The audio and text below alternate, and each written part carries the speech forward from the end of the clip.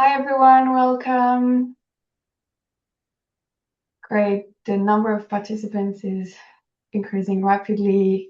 Welcome everyone, thanks for joining us today for this technical meeting. I see the number increase, so I'll give it a couple more minutes. Great. Great. I'll start with a bit of housekeeping. So hi, everyone. I'm Sarah Wanon from the Greener NHS team in NHS England. I am really happy and excited to be sharing this webinar today. I have to say we were hoping to have this roundtable discussion in two different occurrences at COP. And so due to really unfortunate circumstances, we've had to postpone it. So I'm really happy that we can now have more time for this today and get into a bit more detail and share the great work that's been done and that's happening, and hear from all of you who are joining us today about your experience, your questions. So really looking forward to the discussion and the session. Just a bit of housekeeping to start with. I'm hoping you are familiar with Zoom. We will be using the Q&A function rather than the chat for questions, just because it allows people to vote, and then we can see what are the questions people are most interested in. As you can see, there is already quite a high number of participants, so the usual, please make sure that you're on mute, and we will be reminding people if that's not the case, so please remember to keep your mic on mute. Maya, if I can have the next slide, just on the interpretation. Oh, so that's the agenda. So we will start today by giving you an overview of the report that's been published by ATACH in November on the Decarbonizing the Healthcare Supply Chain. So this report is really the work of so many people, a collaboration of authors, organizations. So we will give an overview of the content of the report and the recommendations. Then we will discuss this content and the experience of a number of the contributors in a panel discussion. There will be plenty of time for Q&A, so please, if you have any questions, don't hesitate. And then we'll finish with some closing thoughts and takeaway messages. And next slide, please. So there is interpretation available for people who would prefer to listen to this webinar in Spanish or in French. So this is also the opportunity for me to thank our interpreters who are doing an amazing job and who are helping us making this content available to a wider range of people. And this is also the opportunity for me to remind all of our speakers, including myself, to speak as slowly as possible for all of the non-native speakers, just like myself out there, and also for our interpreters who are doing live interpretation.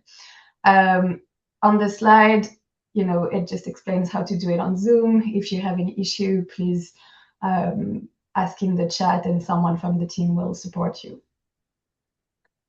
Next slide, please.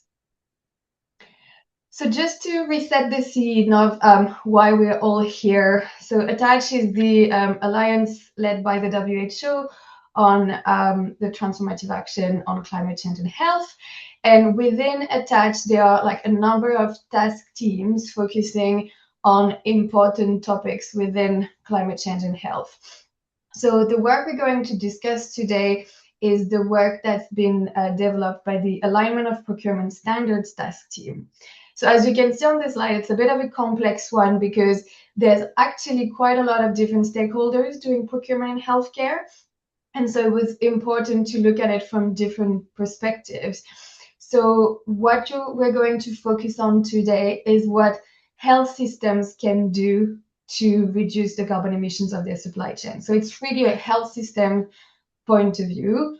We'll also hear from suppliers because, as health systems, we work in collaboration with our suppliers. There's also some work that's being led at the moment by the UNDP on what more like global organizations can do. So like NGOs, UN agencies. So there's really global organizations that have very important purchasing power in healthcare. Their approach is, needs to be aligned with what we're doing in health systems, but they have slightly different levers. And then we have a third subtask team that is led by ICANN, with a specific focus on food. We know that food is generally a very important topic when we speak about both health and climate change. And so we thought that it was important to have a specific focus on this, again, through the lens of procurement, right? Like what can we do through procurement to provide healthy and nutritious and sustainable food to our patients in health systems. So all this work is in train, and we will tell you more as it becomes available. But today we are focusing on the health systems perspective, so the first subtask team. Next slide, please.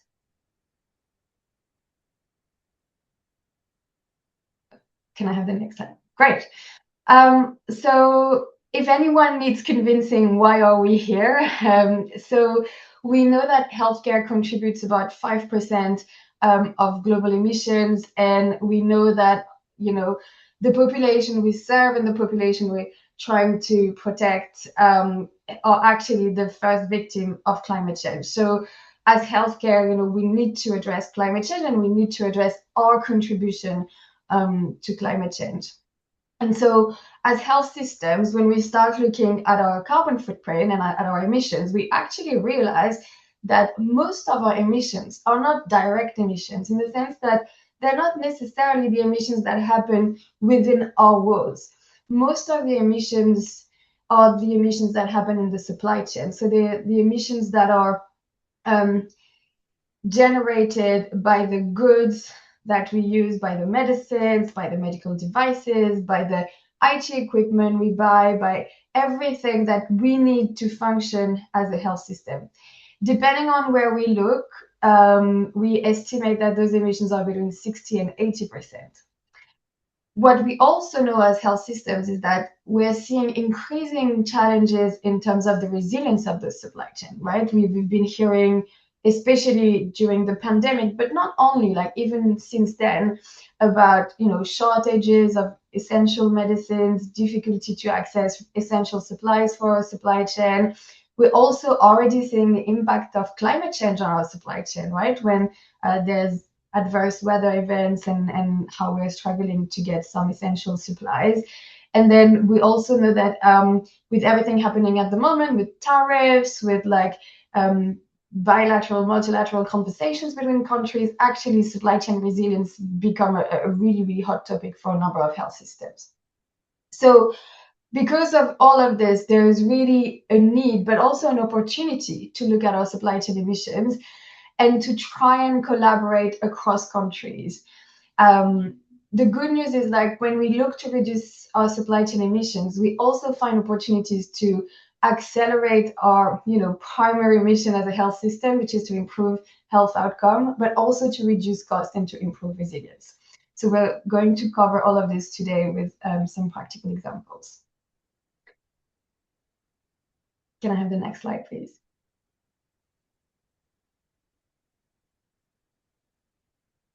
So this is to address this issue that we've worked with a range of partners that you can see here. I can't name all of them, but really, like, a number of people have collaborated on this report to try and summarize. I say summarize, it is still a heavy document, but really to try and give a condensed version to health systems about what are the key actions they can take to reduce their supply chain emissions. And we've tried to do that in a way where we show where to start and we show the direction of travel. If we go to the next slide, please. So the report is structured around two main types of action. The first one, and it's quite, when you think about a supply chain, you think about supply and demand. So the first set of actions really focus on supply. it's all of those things we need our suppliers to do for us, right? There are things that we don't have a direct lever, and we can only work with our suppliers so that they can accelerate how they decarbonize their products and their operations. And usually, from a health system point of view, these are the type of actions that will be led by our procurement team. The other type of actions are the actions that we can take as users, as like consumers of goods and services, and how we can optimize the way we demand, we use, we dispose of goods and supplies. And generally, this will be the sort of actions that will be mostly led by our clinical and operational teams. So this is how the report is structured, and this is also how things will be presented today. And for each of the actions we present in the report, we usually refer to practical resources that health systems can use to implement, and also case studies and examples. And then the last thing I'll present before getting into what I'm sure you're all waiting for, which is the content. But that's quite important. We have to acknowledge that not health systems are at the same step of the journey. And we've built on what the WHO has recommended in their operational framework, right? It's important for each health system to understand where they are in terms of their current performance, but also their current greenhouse gas emissions. And depending on that, their focus might be slightly different in terms of climate change action, in terms of how much effort is put on mitigation versus adaptation. And so what we've tried to do in this report is to really give a range of actions for everyone on the journey. We need to acknowledge that probably more work is required for our task team for health systems that are, in the sort of low emissions range. But we've tried to suggest actions also for health systems in those areas. And then we've also tried to sort of set the direction of travel, right? So even for the systems with high emissions, there are things that are not yet in place, but that we've tried to discuss to say, well, this is probably where we should all be moving towards. So as we listen to the rest of the presentation, bear that in mind, that everything we're presenting, has to be adapted to the local system's context and to the local system's priority. So I'm now going to hand over to my colleagues Daphne and Zuleyka to give you an introduction of the report. If we can have the next slide, please. So Daphne will be starting with the procurement-led action. So Daphne is one of our net zero and sustainability leads at NHS England. And then Zuleyka will give you an overview of the more operational and clinically led actions. And Zuleyka is a senior advisor also at NHS England. So I'll hand over to Daphne now. Perfect. Thanks very much, Sarah. Hi, everyone. So yeah, nice to be here. I'm Daphne. I sit in the Net Zero and Sustainable Procurement team at NHS England. And as Sarah mentioned, I kind of go through the first section of the report. So this section of the report, it really helps health systems understand, how they can use their procurement power to support and accelerate the work that suppliers are doing to reduce their emissions. The first key step that all systems can take is to really engage with their suppliers and understand, where their suppliers actually are in their decarbonisation journey and how they can collaborate effectively with them. But health systems with kind of medium and high emissions, they can kind of build on that engagement to look at how to integrate decarbonisation criteria directly into procurement processes. A key objective of the task team is to align procurement approaches. And so this report, it outlines key criteria building on what health systems are already implementing. That alignment, will not only send that kind of consistent signal to suppliers and strengthen that global demand for sustainable products and practice, but it also really makes sure that, suppliers can kind of have effective action, making sure that they can concentrate on their decarbonisation efforts rather than trying to navigate different and varied reporting requirements across their different buyers. If we move to the next slide, please. So obviously we're going to kind of go through the criteria. And the criteria, they're grouped into 4 distinctive maturity levels to support health systems to choose which criteria to use, depending on their performance, their emissions profiles, and the maturity of their suppliers when it comes to decarbonisation.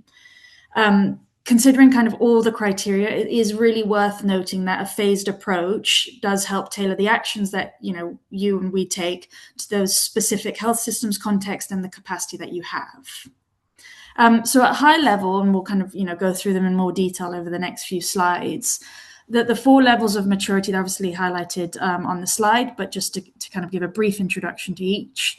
The early stage criteria, so this is really about targeting specific products or contracts, for example, by tailoring specifications to incentivize those lower carbon options. If we move to core criteria, that's really about promoting transparency and supplier commitments on corporate emissions. So it's really those steps to support suppliers to take the steps that all organizations can take at the start of a sustainability journey. So that includes starting to understand their emissions, setting reduction targets, and then, of course, foster sharing and transparency. So looking at kind of publishing public disclosure of these emissions and the commitments made. If we move to the mature criteria, we start looking at transparency and good practice at the product level. That is a step that comes a bit later on in the sustainability journey, but it also includes things like increasing assurance on those corporate level emissions and the targets that we had in the core criteria. So, for example, this includes, product level information and things like third-party validation of the commitments made by suppliers. And then finally, we've got the advanced criteria. So this really is about focusing on tracking progress and the kind of longer term performance against commitments being made. But I guess the key thing here is, it's not really been implemented anywhere yet. It's kind of there to, I think as Sarah mentioned, kind of bring out the strategic direction that we should all look at, but it does require that further collaboration, across health systems and, of course, with suppliers to be able to be implemented effectively. Just before I go into these in more detail, I do want to highlight that health systems should consider kind of the best levers for their supply chains, based on that initial supplier engagement and the understanding of the market. So, there are cases where the criteria that we go through can be narrowed in scope. So, for example, to kind of enable you to focus on areas of high spend or high emissions where, those markets are stable and competitive. This way, if we take that approach, we can really maximize impact whilst minimizing the burden and the risk of supply disruption.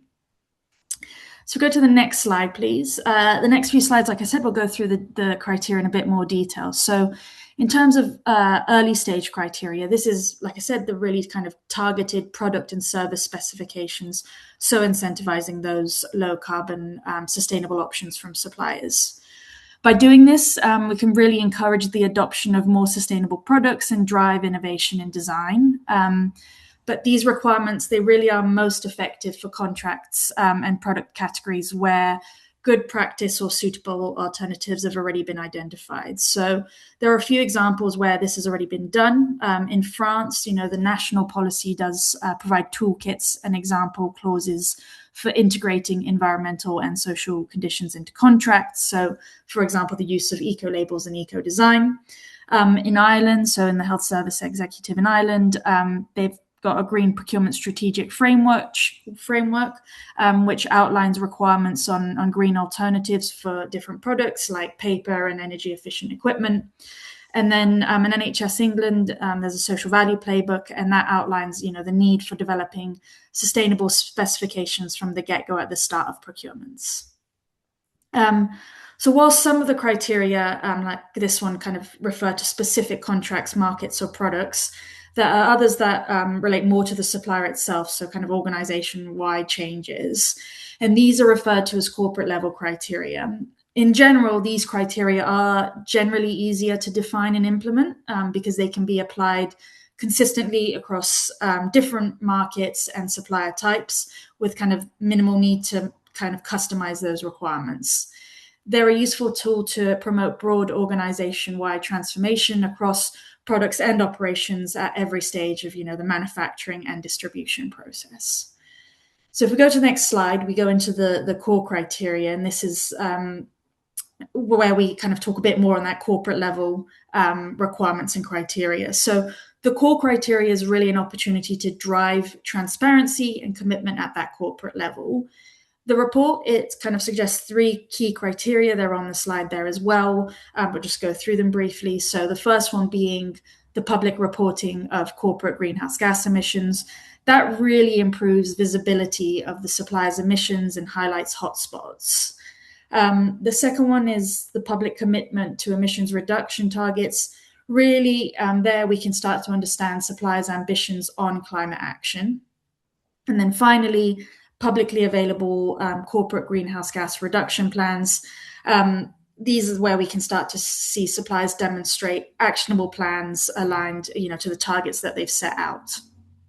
So again, a few kind of key examples where this core criteria is already being implemented. So NHS England requires suppliers to publish a board-approved carbon reduction plan as a condition of doing business. So these plans do need to include baseline and current scope 1, 2, and a subset of scope 3 emissions categories. There does need to be a public commitment to net zero, and there needs to be clear actions to reduce emissions. And that carbon reduction plan does need to be updated annually. Norway has also set out a net zero supplier roadmap with a phased approach where suppliers will be required to provide public reporting of scope 1 to 3 emissions and provide those reduction targets. So if we carry on, we go into the mature criteria, which helps support, next slide, please, which helps support deeper transparency and product level data. So again, a few examples of criteria to include. So the first one being that targeted product carbon footprinting. That can take various forms, such as life cycle assessment requirements or asking questions around known drivers of emissions.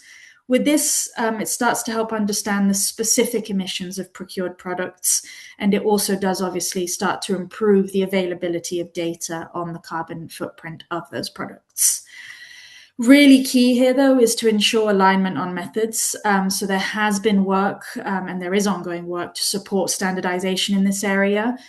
For example, the recently published PAS 2090 standard for medicines life cycle assessments.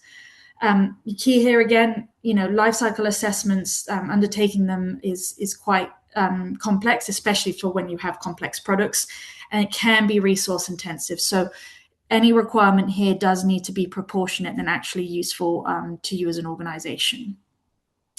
The second 2 criteria here relate to corporate level criteria again. So first one being third-party validation of corporate targets and plans. So, the targets that we required as part of the core criteria, kind of taking that step up to increase credibility. So, potentially asking for validation by the Science Based Targets Initiative. That really helps ensure supplier targets are aligned with climate science. Again, at the moment, this requirement is probably more suitable for strategic suppliers. It's more mature criteria. And then the last one being corporate emissions verification. So that ensures that the emissions that are reported by suppliers are accurate and aligns with international standards. It is best practice, but it does have a cost and resource requirement again. So want to ensure again that you've kind of got a balanced approach to implementation.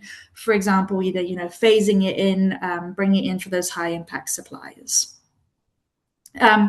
A few examples of where some of these mature criteria are beginning to be implemented include France, who are looking at the carbon footprint of medicines, the NHS looking at the carbon footprint requirements as part of the Net Zero Supplier Roadmap, and in Ireland as well as part of their green procurement framework, and Norway with their roadmap that they've got in place as well. So we go to the next slide, please, where we move to that advanced criteria, where we begin to track and promote accountability and progress, and we start to look at kind of requiring those progress reports against the emissions reduction targets that have been set out. As noted, and as you'll kind of see on the slide, it's not happened anywhere yet. So this is really that advanced criteria. It does involve complexity in it in terms of that kind of measurement and interpretation of where this would come in place. And we do need further collaboration work on this to make sure that we're all involved in kind of developing that, and continuous learning on this front will be key kind of as we look at implementation going forward. So along with obviously a lot more detailed information on each criteria and obviously the examples, the report also provides key considerations for health systems when selecting and implementing these different criteria. So for example, how to define the procurement and contracts to which this criteria are applied to, the reporting format of the requirements, the assessment process, and the possibility to account for any kind of exceptional circumstances. So if we go to the next slide, please. And so then along with that detailed criteria, as well as kind of the key considerations, the report sets out some critical steps as well to be able to embed the criteria in practice into policy, including some of the key things that have been mentioned. So the importance of really engaging early on with a large range of stakeholders, and really importantly, continuously monitoring progress and risks. There's a summary on the page. It's very high level, but like I said, there is a lot more detail in the report for you to be able to look at on how to embed the criteria that we've just kind of gone through in the report itself. So thank you very much. And with that, I will pass over to Zulika. Thank you, Daphne. Hello, everybody. Good to see so many people online. For those of you I haven't met before, as Sarah said, my name is Zuleika Henderson and I'm Senior Advisor with NHS England as well. I'm going to be talking a little bit about the second part of the report, which is optimising demand and usage of supplies. So we've covered how health systems can reduce supply chain emissions by encouraging suppliers to decarbonise their own processes and products. But obviously there's also a lot that can be done by changing how goods and services are chosen and used by the system itself. And this really requires professionals throughout the system to rethink what they buy, what they prescribe, how products are used, so that we can really limit waste, use our resources more efficiently, and where possible, prioritise lower carbon options as well. And of course, in all instances, these types of decisions always need to be made with the first objective of delivering high quality care. But often the reality is these decisions do result naturally in improvements to healthcare delivery as well. So the second part of the report addresses the actions we can take here, and it recommends that health systems concentrate their efforts in two complementary areas. We'll stay on the same slide, thank you. So first of all, we suggest prioritising low regrets actions. So these are the actions where viable and effective decarbonisation strategies have already been identified. The pathway to put it into place is clear and they call for relatively limited resources. So those are our low regrets actions. And then at the same time, secondly, and this is especially for systems that have higher performance and higher emissions profiles, it's also useful to use those low regrets actions to identify and to address the barriers and enablers that you come across in the system that will then accelerate progress at scale later on. And as with procurement criteria, different actions will be appropriate and have a greater or lesser impact depending on the context. So it's very important that health systems tailor the approach to their priorities and to their constraints. So the report includes a number of example priority actions that health systems have taken in their own contexts, as well as a list of further resources and references that people can use to find out what would work best for them. So we'll move on to the next slide now, please. So let's have a look at some of the priority actions. These are all described with case studies and examples of how to take action. So the first one that we highlight is cutting waste, unnecessary use of resources. So this offers cost savings, but it also offers often the opportunity to improve patient outcomes. So for example, in the context of medicines, that would be addressing polypharmacy and overprescribing. We know that addressing that also supports better health for our patients as well. So the overuse or misuse of antibiotics, for example, is leading to drug resistance. So by addressing overprescribing in that area, we'd also be aligning with global efforts to protect public health. And health systems are also successfully reducing unnecessary use of single-use items as well, like gloves, for example, where it's clinically appropriate. Next slide, please. So the second is reuse of products, and this is about taking a circular approach where reusable products are available and where it's clinically appropriate. And this could be for non-sterile items like mobility aids, or if there's decontamination infrastructure available, or it can be put in place. It can also be for products that require sterilization, like, for example, surgical instruments. Next slide, please. And then finally, product substitution. So when we know there is a low emission alternative that is as good or if not better, and when of course cost isn't increased, we can take those choices too. And an example of that would be substituting meter dose inhalers with dry powder inhalers, for example. Next slide, please. So those are our priority action examples, and these are some success factors. So health systems that have had experience scaling up those priority areas have identified some common success factors, which we've captured and provide in the report with some examples. And whether the specific priority action is applicable to your system or not, it's likely that these success factors would still be relevant for most types of demand-based change as well. And you can see them here. There's more detail on them in the report, but to pick out a few: clinical leadership. It's very important to engage with and empower clinicians to lead the change when it directly impacts the delivery of care. Engaging with trusted partners. This is for their expertise, to get their buy-in. So, for example, we're thinking here about professional organisations and patient groups. And putting this into practice successfully requires coordination across specialties. So nurturing cross-professional collaboration is very important. And then finally, at the bottom here, ask, are there policies as well that can be made to accelerate adoption of these changes? One example of that may be for NHS England has used financial incentives, for example, for GP surgeries to support the rollout of policies on low carbon inhalers. So that would be one example.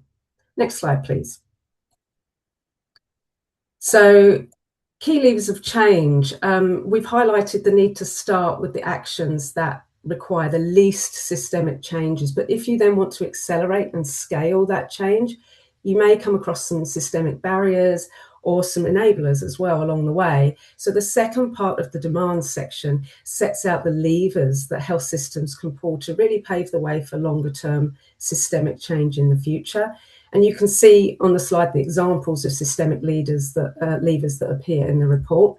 And again, to highlight a few, one is looking at official frameworks. This is about understanding the relevant policies and guidelines. So, for example, pharmaceutical and medical device regulations, infection prevention and control policies. How do these all support as well transition to more sustainable practices? Can we help them to align?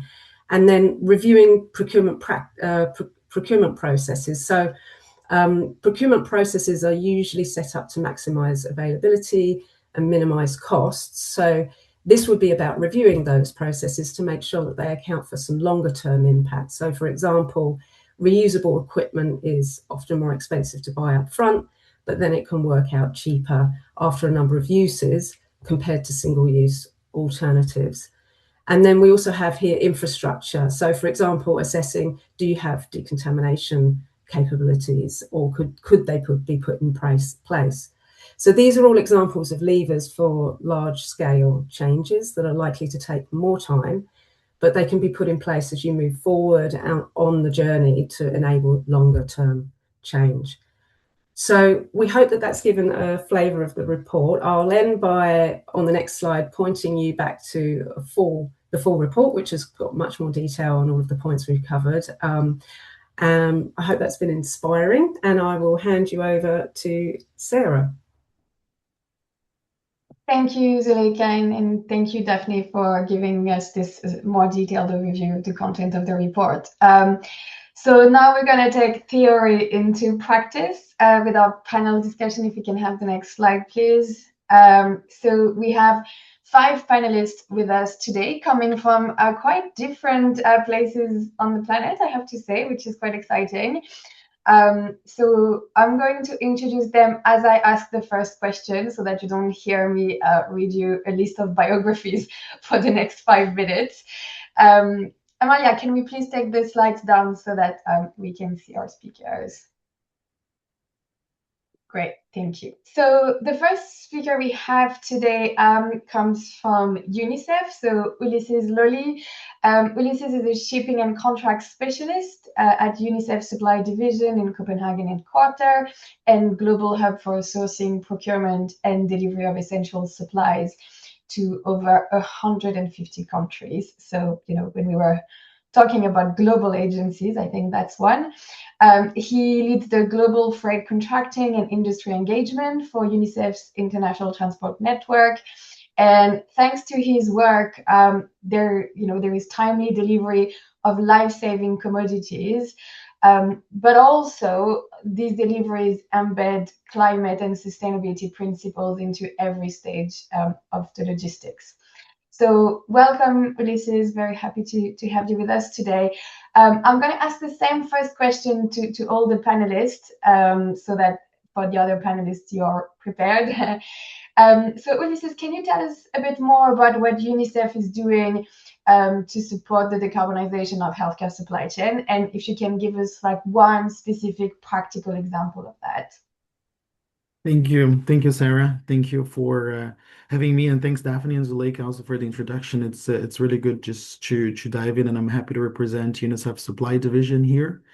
Thanks to the work that my colleagues and we do together, we have several different decarbonization initiatives, but I'm here to talk a bit about what we're doing in supply chain in the health care domain.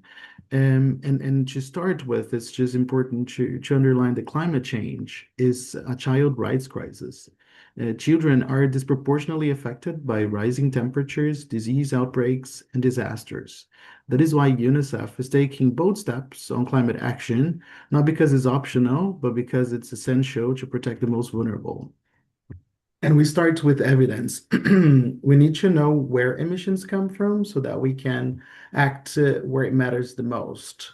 In line with the UN Climate Action Plan, UNICEF has committed to reduce greenhouse gas emissions from our premises and operations by 45% and to source 80% of electricity from renewables by 2030.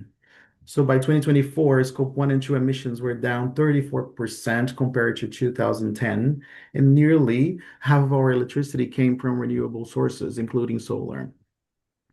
But here's what's striking. While we were deep diving in the data, we understood that more than 98% of UNICEF's emissions are in supply chains.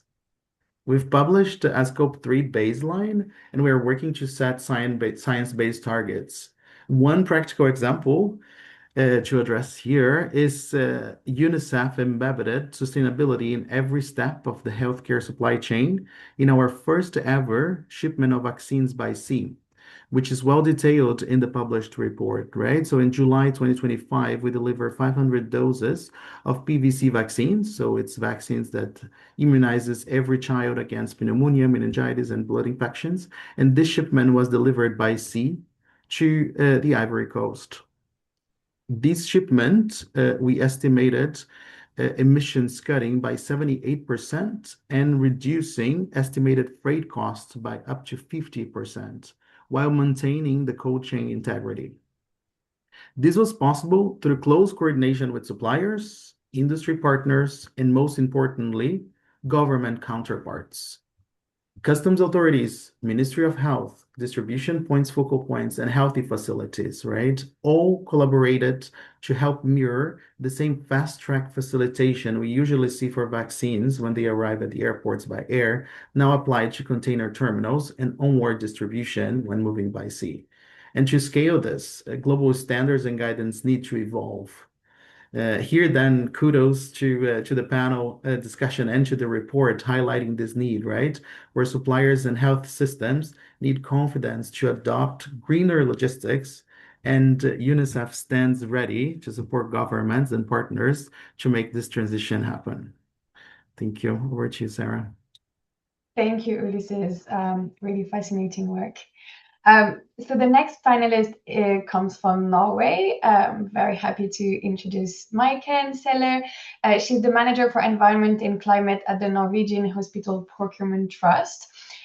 So Maiken has been with the Norwegian Hospital Procurement Trust for 2.5 years, but before that, she worked with the national team on the Green Hospitals Climate Project for 4 years.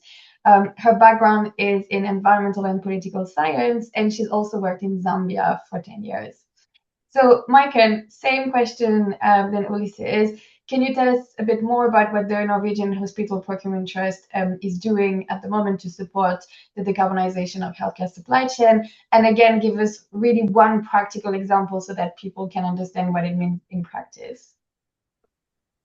Yes, thank you very much, Sarah. Can you hear me well? Yes, we can hear you perfectly. That's good.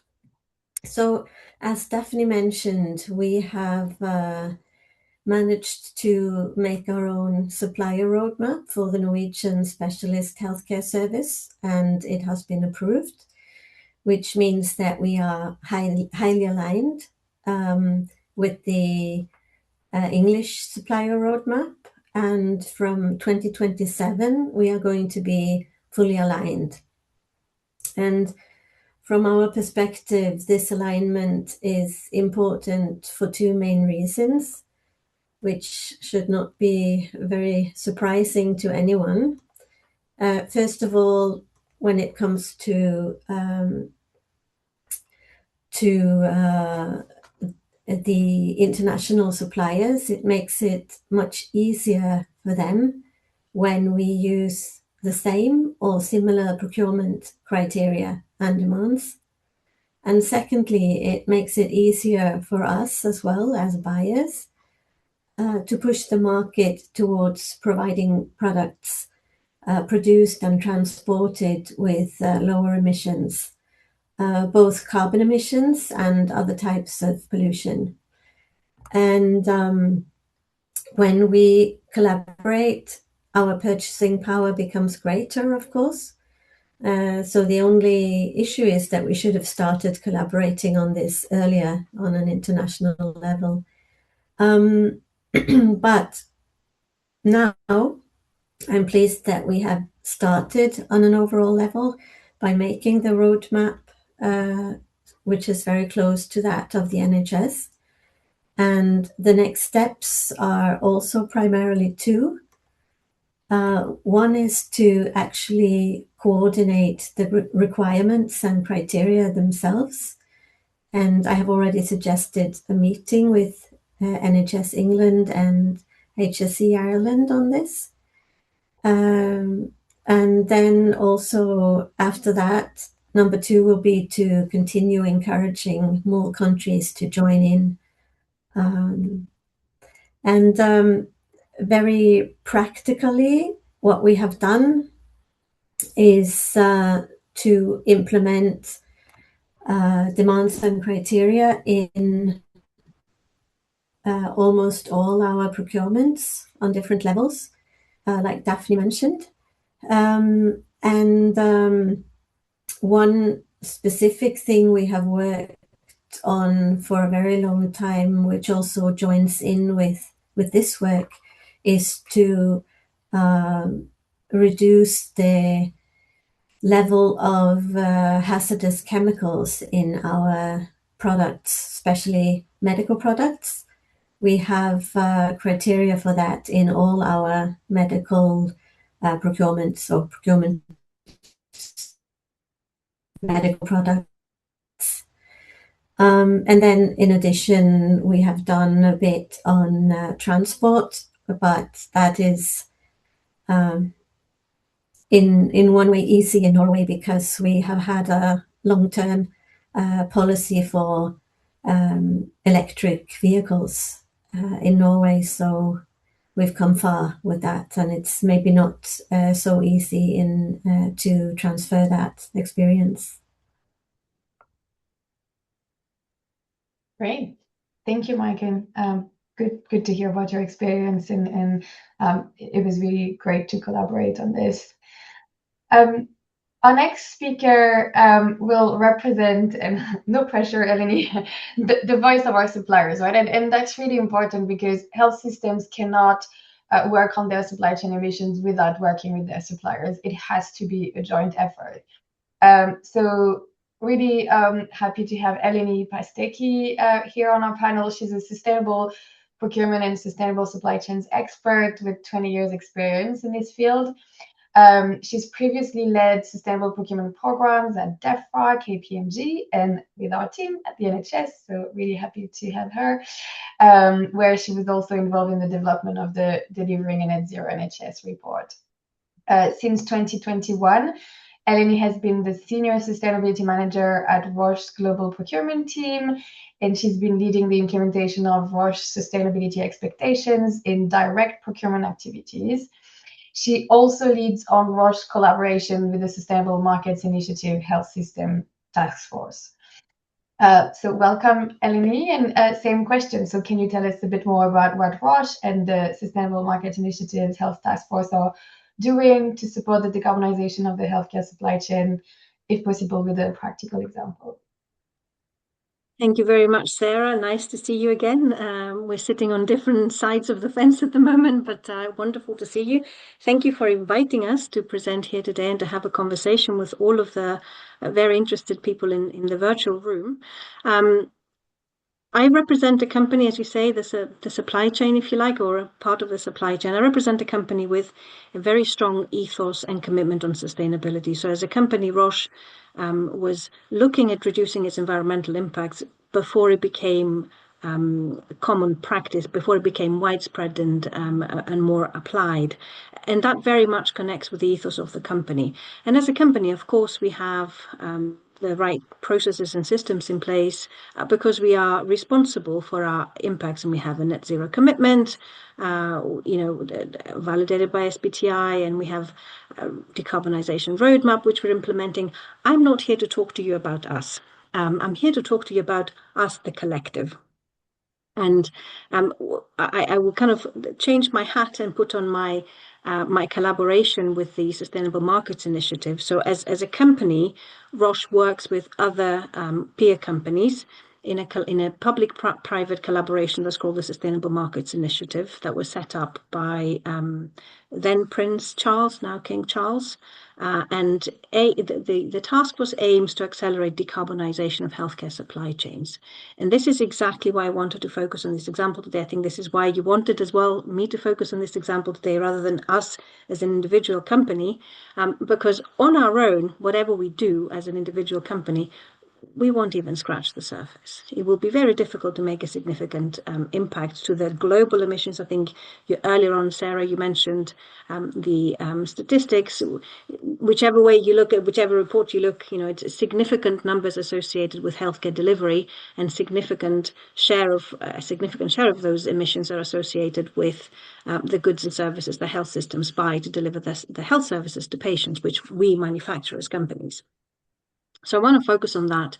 And through this collaboration, what we've tried to do is to focus on creating consistency and transparency for our suppliers. So we are all endorsing a set of targets and objectives for our suppliers on sustainability, and we're all implementing them. And we're giving advance warning to our suppliers. We're saying, hey, this is what we want. This is what we are asking of you.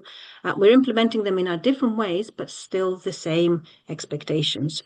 And you're talking about, I think at the moment, we've got about 12 companies in this task force. So there's 12 big health leading companies that have aligned behind a set of common objectives for their suppliers, which is really phenomenal. And so in addition to transparency, we're also looking to have this consistency of message. So all of us are asking the same things to our suppliers. And this is really, really significant. We're also trying to work with our suppliers to enable a transition to more sustainable solutions. I think we've heard the word procurement come up a lot in conversation so far. I saw it on the slides that I think it was Daphne presented earlier on. What is the role of procurement? I would actually rephrase the question a little bit, and I would say, how can we all work together to decarbonize supply chains? And one of the ways in which we're doing that, in addition to setting standards for our suppliers, is to provide solutions for them. So we have capability materials, of course, but also practical solutions such as engineering green power purchase agreements in hard to reach geographies where currently there isn't much of a provision from other parties. So we have set up such deals in China and India. I think we're working on another deal in Japan at the moment. We're making these open to ourselves, our suppliers, and their supplier. So we're going 2 tiers down the supply chain to kind of get to the point of that accelerated decarbonization, at least from an energy consumption perspective, because according to our analysis, a lot of the impact of the healthcare products is embedded in energy using activities. So we're thinking if we can at least provide some solutions for that, we can help progress with that topic. And the results are speaking for themselves. I will read out from a document here. Since 2023, when we rolled this out, we've been able to reach out to 200 shared suppliers of these 10 to 12 pharmaceutical companies to explain to them what our expectations are and to get them to align on these topics. We have quadrupled the number of suppliers that deliver to these expectations since 2023.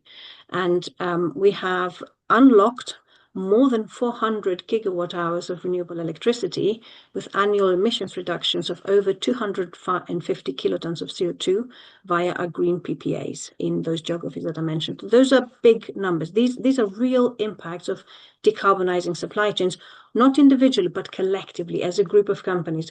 So the point I'm trying to make here is that together we are much stronger, and if we collaborate and if we align and if we are consistent and transparent with our asks, then that creates the change that we want to see in the supply chain. And in addition to that, we're collaborating with other peer organizations such as the Pharmaceutical Supply Chain Initiative, again, where they have a lot of enabling materials and capabilities and resources for our suppliers.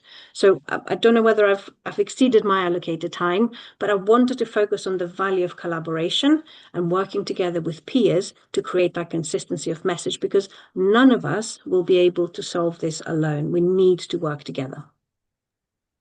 Thanks, Eleni, and that's very important. And I'm glad how you mentioned, like tier 1 and tier 2. And, sometimes we speak about supply chain and suppliers, and we forget that then there's the suppliers of the suppliers, and then the suppliers of the suppliers of the suppliers. And it can get quite complex if you really want to get down the chain of emissions. So thanks for mentioning that too. The next panelist comes from Unitaid. So Lourdes Sanchez. Lourdes is a sustainability manager at Unitaid, focusing on driving Unitaid's climate smart health products agenda, mostly from the mitigation perspective. She joined Unitaid last year after more than 15 years of professional experience in climate change and environmental sustainability, working in NGOs and in the private sector, where she specialized in climate policy, advocacy, and product decarbonization. So Lourdes, can you also tell us a bit more about what Unitaid is doing to support decarbonization of the healthcare supply chain? And again, a practical example. Yes, thank you very much actually for having us here today. And I'm just going to start with a little bit of context about Unitaid. So for those who might not know us, we are a global health organization that accelerates access to innovative health products. So we go from development to market introduction to sustainable scale up.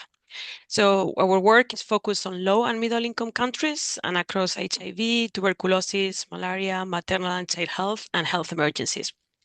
So over the past 2 years, we've taken this mission farther into the climate space, basically. And we launched at COP28 our climate and health strategy, which aims at getting health products that are not only safe, effective, affordable, and accessible, but also which are climate smart, what we call.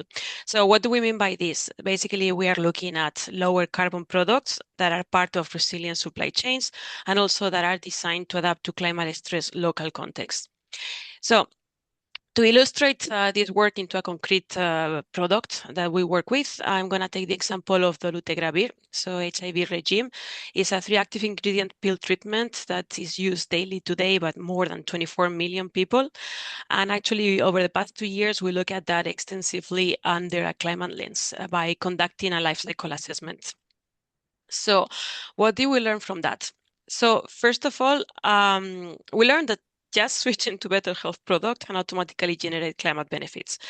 At least that was the case of dolutegravir. So Unitaid and partners accelerated the shift from the older HIV drug efavirenz to dolutegravir around 10 years ago, mostly because it was safer, it was more effective, and more affordable. So it was actually a very major success in terms of public health. But then when we look at this from the climate lens recently, we also saw that there was a very important climate benefit or additional benefit, which is the fact that dolutegravir uses far less active ingredients, the API. And just because of that fact, we saw that the shift avoided an estimated 26 megatons of CO2 over 10 years, which is roughly the annual emissions of the city of Geneva over that period. So really significant change. The second message is we can also decarbonize essential medicines without compromising access. So again, back to the example of dolutegravir, so it still generates a significant amount of CO2 emissions per year, and it's expected to increase as access expands. But thanks to the LCA, actually, we know that more of those 80% of those emissions, they come from manufacturing the API, the active ingredients. And most of that is concentrated among a small number of producers. So that's actually very good news because also we learned that about 40% of these emissions can be cut through greener manufacturing, and that coming at no cost for patients. So another additional positive learning that we got. And the last thing I'm going to mention about dolutegravir is that decarbonization of health products is possible, but actually it does require coordinated action, as it has been pointed in previous presentations. So last year we engaged with 20 dolutegravir manufacturers in India and China to test our findings in the real world conditions. And actually the response was quite consistent. So decarbonization is feasible, and it might have even started already. So we heard the same from new manufacturers in Africa who are building low carbon practices from the beginning. Said that also, they told us that, yes, that's good news, but this cannot be done alone. And again, I point to previous presentations. So what they flag is we need three things. First of all, technical support to identify emission hotspots and also what are the cost neutral solutions to decarbonize. Second, we need market signals, procurement and market incentives that reward low carbon production, not only rewarding lowest price. And the last thing is also we need a coordinated roadmap linking industry to national climate plans, regulations, and patient groups. So at Unitate, we believe that a structured market shaping mechanism can unlock this potential and eventually become a blueprint for decarbonizing generic medicines globally. Thank you.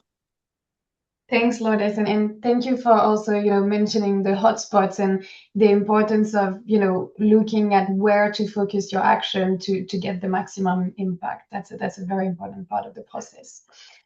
Great. And so last but not least, from Australia, I'm welcoming Dr. Alice Micushin. So Alice is the Assistant Director at the National Health Sustainability and Climate Unit for the Australian Centre for Disease Control, and also Adjunct Associate Professor at the Healthy Environment and Lives Global Research Centre.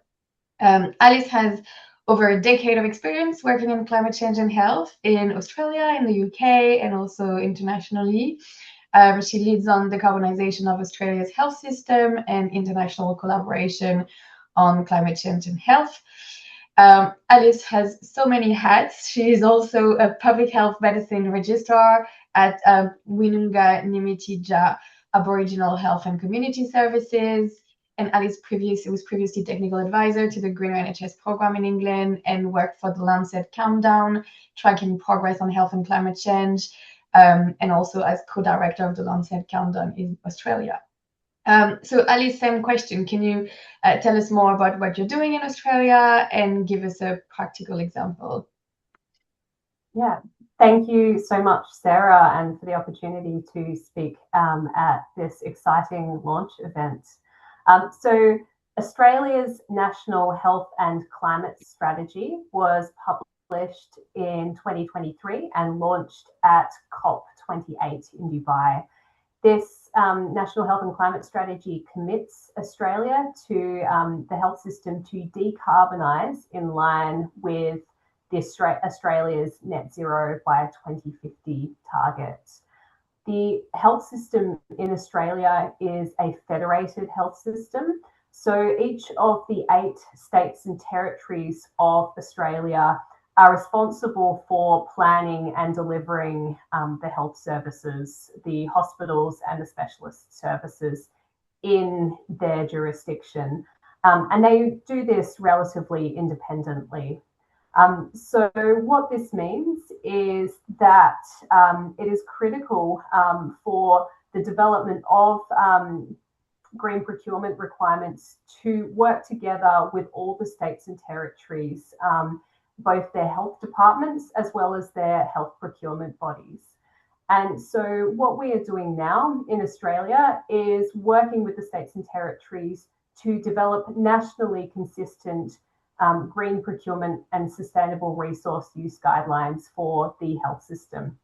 So we're doing this firstly by developing a draft, working with one of the biggest states in Australia, Victoria, working with both their health department as well as their central health procurement body, Health Share Victoria, and preparing a draft which will then be shared with all the states and territories for review and revision, so that all of the states and territories will be authors of these guidelines.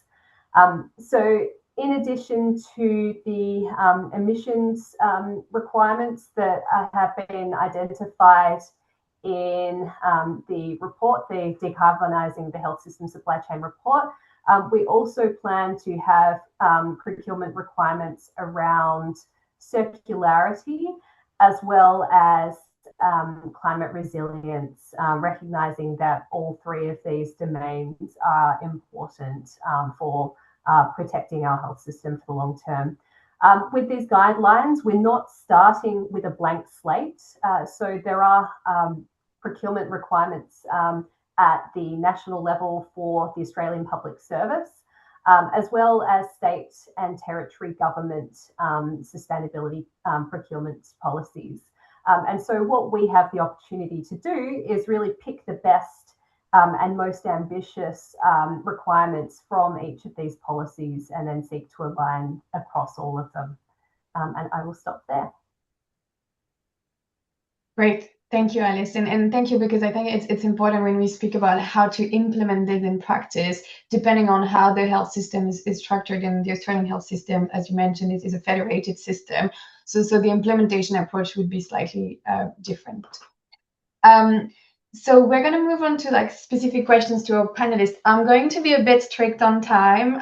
So if I can ask each of our panelists to stick into 2 minutes for their response so that we make sure to have time for Q&A. I can see a lot of Q&As now in the Q&A function. Don't hesitate to vote for questions that you would like us to address in priority, so that when comes the Q&A, I can prioritize the most upvoted question. But I think my first question will actually link to one of the first questions in the chat. So I'm going to ask Ulysses and then Lourdes. In health systems where sustained access to critical medicines and supplies is already a challenge, we often hear health leaders worry about the impact of decarbonization interventions, of procurement criteria on the supply chain.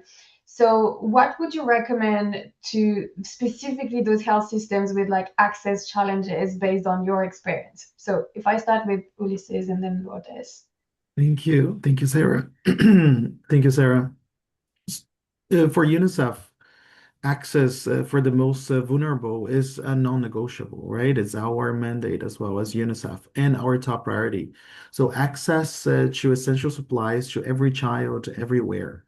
Improving supply chain systems is not new to UNICEF. UNICEF has been adapting for decades. Many of my colleagues have dedicated their lives on this mission.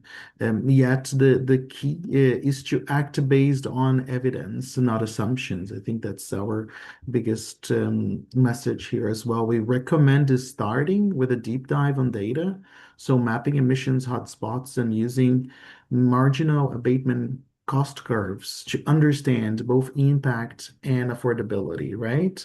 So for scope 3, we're still, as UNICEF said, setting targets and navigating funding challenges, but UNICEF has already begun with supplier engagement and shared UNICEF's intent to adopt the science-based targets. The key is collaboration. So collaboration is essential. Health systems, suppliers, and partners must work together to find sustainable solutions. And some solutions could come also at reduced costs. For example, in emergencies, sure, aviation will remain necessary, but for routine supplies, we can pre-position stocks and shift to lower carbon transport modes like sea freight, as our Vaccine by Sea pilot demonstrates. This approach also requires a certain level of supply chain maturity, which UNICEF also works on very close with our partners. So the changes, these adaptations, depend on clear standards, predictable funding, as well as shared accountability. So setting targets and drawing a mitigation path, even if the mitigation path is incremental, it builds confidence and drives innovation. So our recommendation is that starting with data, engage with suppliers early, and advocate for international alignment on procurement standards together, and with sustainability embedded as a core parameter. That's how we can protect access while also advancing sustainability. Thanks. Over to you, Sarah. Thanks, Ulysses. Can we hear from your experience with Unitaid, Lourdes? Sure. So actually, I'm going to address that a little bit from the input we get from several health leaders in terms of the impacts of decarbonization, how they might disrupt basically the already very complex health systems, or even increase costs, especially considering the current geopolitical context. So we acknowledge that this is real, but according to our findings, first we know that decarbonization does not have to raise costs always, so it does not have to translate into higher price for patients in all cases. So at least when we look at the initial leverage of decarbonization, I'm thinking mostly about the manufacturing, because there are a lot of activities in terms of improving operational and resource efficiency that actually use less energy, less materials, etc., which can translate into cost savings. So that's the first thing. The second thing is, well, if we look at deeper decarbonization levers, they might require targeted investments because normally they imply green premiums, although this can be mitigated. So for example, some manufacturers will need technical support because they don't have the expertise to basically implement measures or identify measures even at product level. And also some manufacturing facilities might need larger scale upgrades and investments to basically implement these operational efficiency changes. But again, this can be mitigated, and there are solutions like, for example, offering one-off technical assistance, targeted and time-bounded, so that it can reduce the cost for expensive long-term consultings. And also very important, building strong market signals such as procurement commitments, advanced market commitments, or targeted financing that can help to mitigate this increased cost as well. And the last thing, especially under the current context as well, and it's let's say a bit not necessarily low hanging, but something that's in the background. Actually, if we reduce reliance on fossil fuels, that strengthens health system resilience as well. So it's a de-risking strategy and a cost-saving strategy over the long term. We shouldn't forget that. And to bring a little bit more light to this point, just want to refer to a recent paper from the ADB in collaboration with Healthcare Without Harm and Unitaid on low carbon, climate resilient healthcare supply chains, which identifies 20 specific actions reflecting just what I mentioned in detail, and then grouped under 6 achievable strategies that basically aim at making the supply chain more climate resilient through the product design, the manufacturing and logistics, and also through the creation of an enabling environment, including suppliers, regulators, and financial institutions. So all this shows that decarbonization is achievable without harming patients or compromising access, but it requires collaboration, as it keeps on being said in the event. Thank you. Thanks, Lourdes, and thanks for mentioning the report, which is also a great resource that people can refer to. So we've heard about the collaboration from the sort of health systems inside and what Unitaid and UNICEF have been doing with their suppliers. Eleni, I'd be interested to hear from you, from the supplier side, like, what do you expect from health systems? Like, how can we help suppliers accelerate the transition?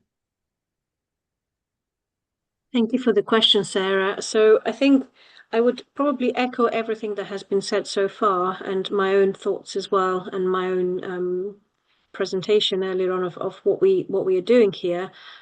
the issue for me is that of harmonization, and we've shared a good example. I shared a good example earlier on of how we can harmonize as an industry our asks to our suppliers and the benefits that that creates, of that transparency and that cascading in the supply chain. There are opportunities to have similar harmonization initiatives across healthcare systems. So for me, it's a matter of kind of getting together and asking the same things of the various people that we do business with, but not as individual health systems. And there's a lot of work I think the NHS has done to champion a lot of these topics, and perhaps there is an opportunity for you to act as a lever for others as well, to be able to create that kind of harmonization of ask. And this is not just in the space of supply chains, but also in topics such as, for example, you mentioned the life cycle assessment standard that we contributed to the publication of and the development of. And, you know, I know there are some asks around product carbon footprinting. There is benefit in having harmonized asks to the market across healthcare systems. So I will leave it at that. I know you're under time pressure to get to the Q&A with the audience, so I would leave it at that.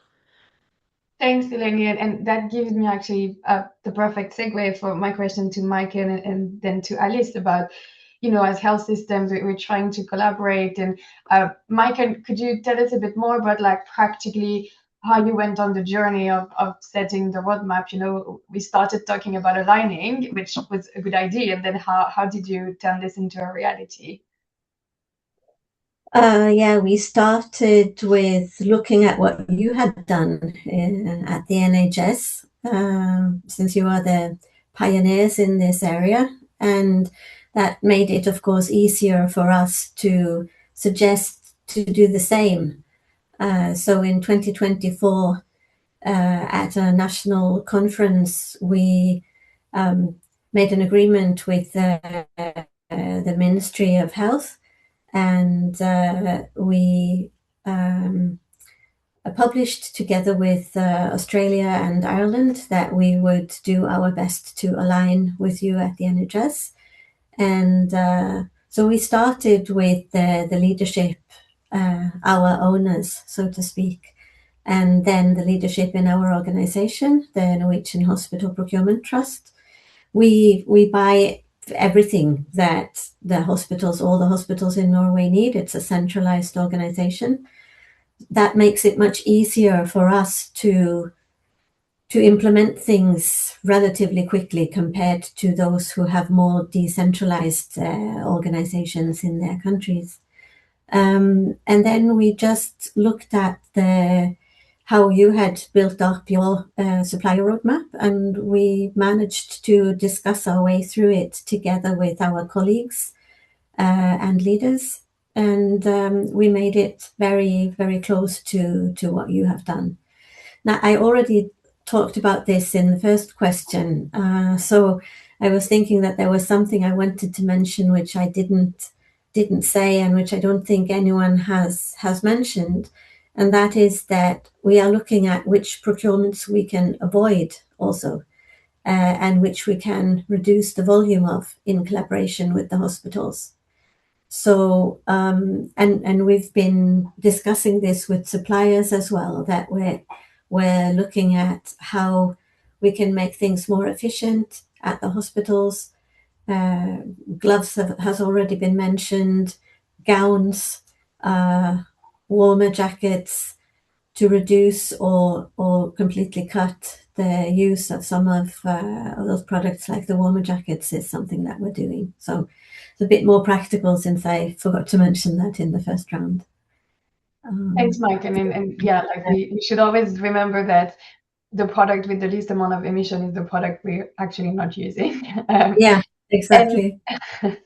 So similar question to Alice, like collaboration and alignment, and you know, knowing that Australia will have a very important role in COP31, what do you think are the opportunities to progress on this?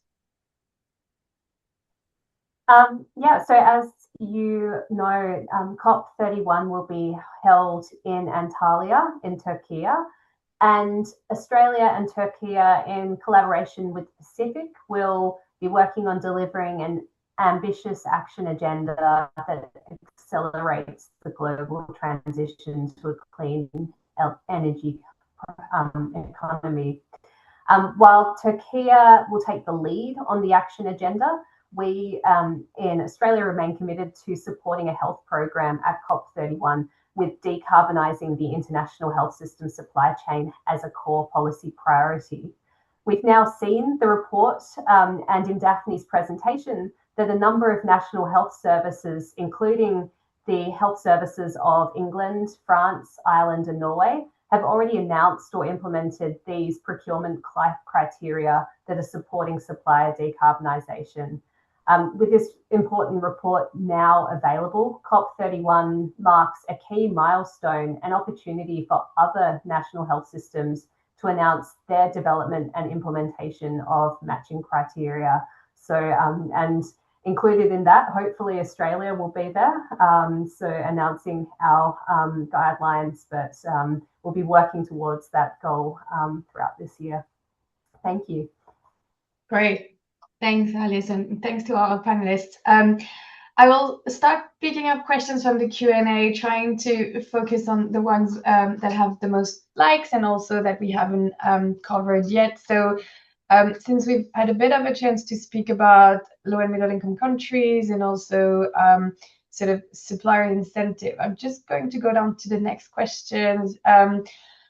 Around transparency, I think transparency is an interesting one. We haven't really touched about that much. So someone is asking about how we can enhance transparency in the pharmaceutical supply chain specifically, and how we can collaborate across private-public effort, and both in terms of the emissions, the pollutions, but also the resilience. Maybe I'll ask that question to Eleni first in terms of the work we're doing, and then maybe Lourdes also, given the work you've been doing with your suppliers. Thank you very much, and thank you for the question. From my perspective, I think transparency is very useful and can be a driver for good, and we need to bear in mind that our ultimate objective is to drive the acceleration of decarbonisation of the healthcare ecosystem, and everything else that can help us achieve that is a tool that will help us get there. So transparency is one of those tools, but not a goal in itself. It's a tool, a means to an end. And perhaps from my perspective, the main driver for encouraging and increasing transparency is harmonization. I think if we have a common set of standards that we all need to adhere to, that creates an easier environment for driving transparency. Yeah, so I will probably leave it at that. For me, it's fairly simple. The more complexity you have in the asks and the standards that you need to follow, the more difficult it is to be transparent. Thanks, Eleni. Lourdes, do you want to give us Unitaid's perspective on the work you've been doing on this better understanding of supply chain? Yeah, so there's also the point of transparency, but mostly in the terms of getting data, getting information. And there I point a lot at LCAs, and a little bit as Eleni said, that's not necessarily, so LCAs are not the ultimate focus per se, but are a very, very important tool that basically shine light on where the emission hotspots are.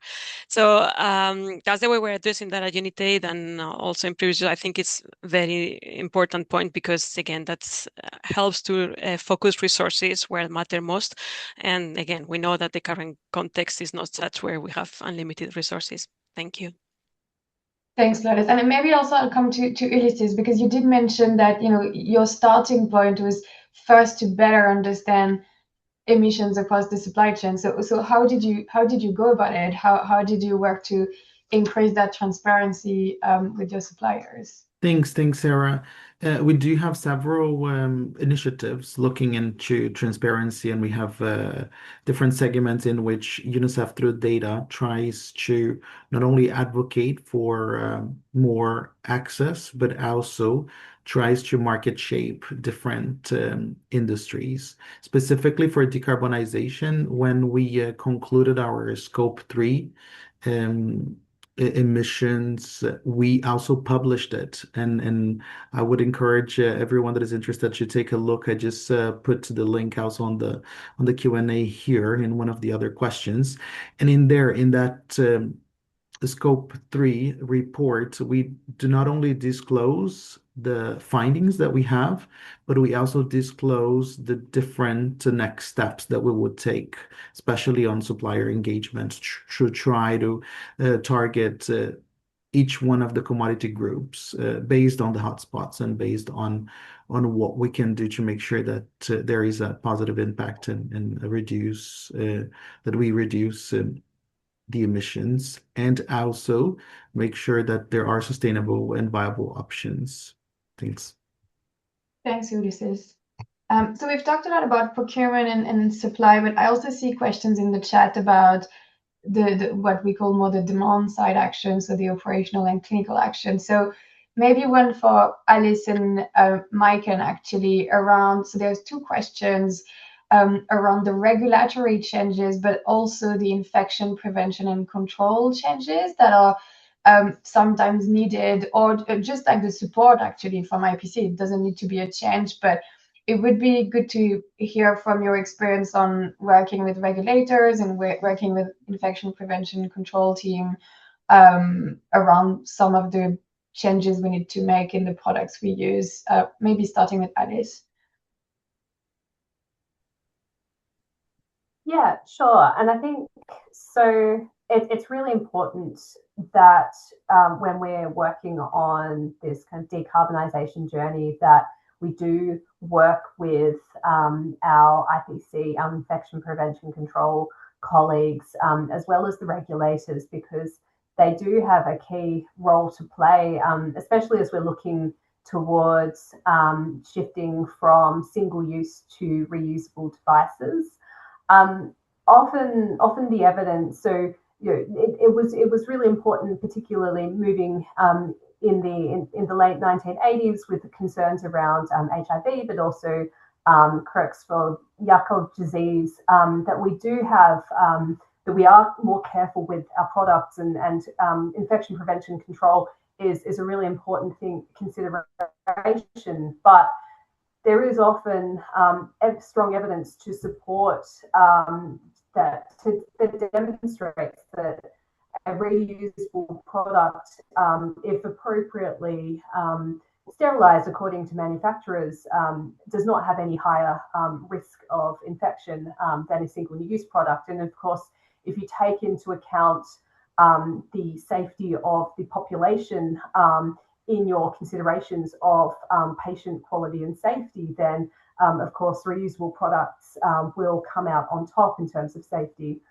So there is a role to play for the regulator in considering, well, where is a product, where should a product be single use, and where can it be reusable by preference. And so it's important that we do work with the regulators also. Thanks, Alice. Maiken, what's your experience in Norway? Like you were talking about reducing the use of some products. How did you engage with regulators or infection prevention control teams? I don't know if I have very much more to contribute with from what Alice was saying. It's a lot of the same, actually. In early stages, we met some resistance from both infection prevention control teams and from some of our own colleagues and healthcare professionals. But later on, when we've had the chance to meet and discuss and show that there are scientific studies supporting the change from single-use to multiple-use products and so on, and also explaining more about how we have to reduce the resource use that we have today, because there will not be enough resources in the future to continue the way we're doing. People have kind of matured and in their view on this and are more aligned with us now. And regulatory, we've also worked with the Norwegian government, and it's taking time, but we're definitely moving in the right direction.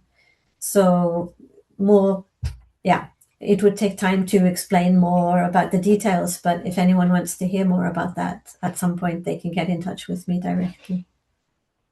Thanks a lot, Mike. And Claire, just think your message in the chat. There is an example in the report about how some hospitals in England moved to reusable gowns, and IPC have been like a really important sort of stakeholder in this process. So it is true, like it is important to just not just generate the right rules and evidence, but also like make it happen in practice.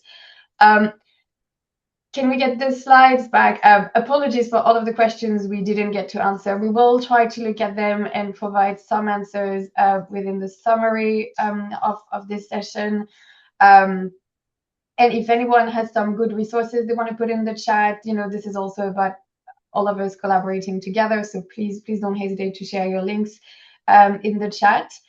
Amalia, can I have the slides back just for the final sort of closing remarks? Absolutely. Great, thank you. So I'm going to start by really thanking our panelists for really, it was amazing to have this range of experience and perspectives, and hopefully it gave you everyone a flavor of what we can do depending on where you sit, like what your levers are.